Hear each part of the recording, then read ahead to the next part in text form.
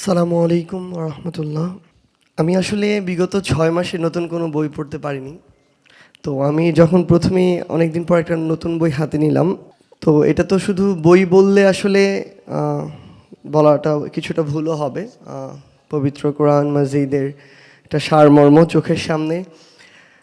আমার আমার একটা চেষ্টা ছিল, সুযোগ ছিল যে আমি চেষ্টা করছিলাম বিগত প্রায় 1.5 বছর ধরে প্রত্যেক দিন সকালে প্রায় 50টা আয়াতের মতো যে কোনো একদম সিরিয়াল ওয়াইজ আর কি অর্থসহ পড়ার যে চেষ্টাটা, তো সেটা প্রায় শেষের দিকেই ছিল।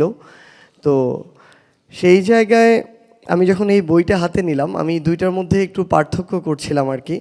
তো একটু আগে হুজুর যেভাবে বললেন যে আমার কাছে মনে হয়েছে এই বইটা হচ্ছে আমাদের বই, মানে এই অভ্যুত্থান পরবর্তী সময়টা হচ্ছে এমন একটা সময়, এর আগে চোখের সামনে একটা দেশ, রাজনীতি, এসব প্রেক্ষাপটে নেতৃত্বের জায়গায় আমরা যদি চিন্তা করতাম যে বয়সের মানুষগুলো চোখের সামনে ভেসে উঠত, এই বয়সটা হচ্ছে 40, 50, 60, 70 এমন। বাট এখন যখন আমরা এই চিন্তাটা করি, আমাদের মাঝে এমন কিছু চরিত্র থাকলেও আমাদের মাঝে এই 20 থেকে 30 এই বয়সের কিছু চরিত্র ভেসে ওঠে। তো এই যে ইয়াং জেনারেশন, আমার মনে হয় এই বইটা ঠিক আমাদের মতো, আমাদের আসলে এরকম পছন্দ। আমি একটু আগে দেখছিলাম যে সূরা বাকারা 286 আয়াত প্রায় পাড়া অতিক্রম করে চলে যায়, এখানে 6টা পেজে লেখা। আমি এই 6টা পেজ একবার পড়লাম বসে বসে। তো আমার কাছে মনে হয় যে একটা সামগ্রিক একটা সামারি আমার মাথায় এখন আছে, মূল মেসেজটা আমার মাথায় আছে। সো আমরা তো একটু ওই যে হুজুর মাত্র বললেন যে আমরা শর্টকাটে একটু অভ্যুত্থানে শর্টকাট ফলো করিনি, বাট এরকম বই পড়তে গেলে আমরা একটু শর্টকাটের দিকে যাই, একটু সামারি নেওয়ার ট্রাই করি। কিছুদিন আগে আমার একটা রাজনীতি রিলেটেড একটা বইয়ের পড়া দরকার ছিল, আবুল মনসুর আহমেদ আমার দেখা রাজনীতির 50 বছর। তো বই দেখি প্রায় 600 পেজের উপরে বই। পড়া কি ইউটিউবে সার্চ করলাম এটার উপরে কোনো রিভিউ ভিডিও আছে কিনা 10-15 মিনিটের, তো আগে সেটা দেখলাম। তো আমার কাছে মনে হয় যে আমরা মানে এই জেনারেশন যারা কিছুটা ভয় থাকে যে আমি ঠিকমতো কোরআন পড়তে পারি না, অর্থ প্রত্যেকটা লাইন বাই লাইন পড়া আমার জন্য টাফ। সো আমাদের জন্য অলরেডি একটা সামারি আমাদের হাতে চলে এসেছে।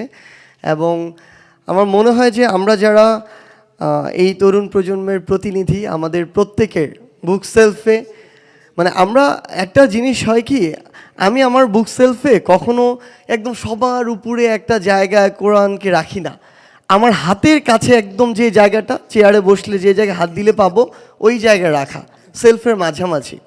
আমি মনে করি যে এই এক নজরে কোরআন বইটা দেখে আমার জাস্ট 6 পেজ দেখেছি, সূরা বাকারার সামারি যেখানে দেয়া। তো এরকম একটা বই যেটা আমাদের সেলফের ঠিক আমাদের সবচেয়ে নাগালে থাকবে, এবং আমরা আমাদের আত্মিক প্রশান্তিরও একটা জায়গা আছে। মানে আমরা চারিদিকে এত জিনিস দিয়ে কন্টামিনেটেড সব কিছু, এবং আমরা সহনশীল তেমন হচ্ছি না বিভিন্ন মতের প্রতি আমরা দেখি। তো সেই জায়গা থেকে এটা আমাদের ওই আত্মিক প্রশান্তির একটা জায়গা। এই এক নজরে কোরআন আমাদের নিজেদেরকে সমৃদ্ধ করার জায়গা, এবং সবচেয়ে গুরুত্বপূর্ণ হচ্ছে আমাদের স্কুল কলেজ লেভেলের যা স্টুডেন্ট, তাদের সামনে যখন এরকম রঙিন বই বিভিন্ন ডিজাইনের সামনে থাকে, তখন এটা ইন্টারেস্টিং লাগে আমাদের কাছে। তো আমার মনে হয় যে আমরা আগামীর বাংলাদেশকে যে জায়গায় স্বপ্নটা দেখি, তরুণ প্রজন্মকে যে জায়গায় দেখতে চাই, এই তরুণ প্রজন্ম কিন্তু অনেক জায়গায় অনেক রকম কথা বলতে পারে, ট্রু, কিন্তু ইসলামের প্রশ্নে, আমার নবী মহানবী সাল্লাল্লাহু আলাইহি সাল্লামের প্রশ্নে, ইসলামিক মূল্যবোধের প্রশ্নে বিন্দুমাত্র কোথাও এদিক থেকে ওদিক হলে সবাই একসাথে জেগে ওঠে। সো এই জায়গাটা খুবই ইম্পর্টেন্ট, এবং এই জায়গায় আমাদের ভিতর থেকে আরও ওন করা, জেনে শুনে পড়াশোনা করে ওন করার জন্য আমার মনে হয় এটা আমাদের একটা সহজ পাঠ হয়ে থাকবে। এবং স্কুল কলেজে যারা স্টুডেন্ট, তাদেরকে অ্যাট্রাক্ট করা, তাদের কাছে পৌঁছে দেওয়ার জন্য আমরা আমাদের জায়গা থেকে এইটুকু দায়িত্বও নিচ্ছি যে আমরা এই কাজটুকু করব।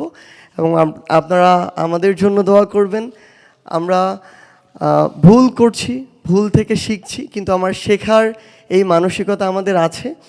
আমাদের জন্য দোয়া করবেন। আমরা বিশ্বাস করি খুব বেশি দিন নয়, হয়তো 1 থেকে 2 মাসের মধ্যেই এক নজরে কোরআন বাংলাদেশের প্রত্যেকটি ঘরে থাকবে।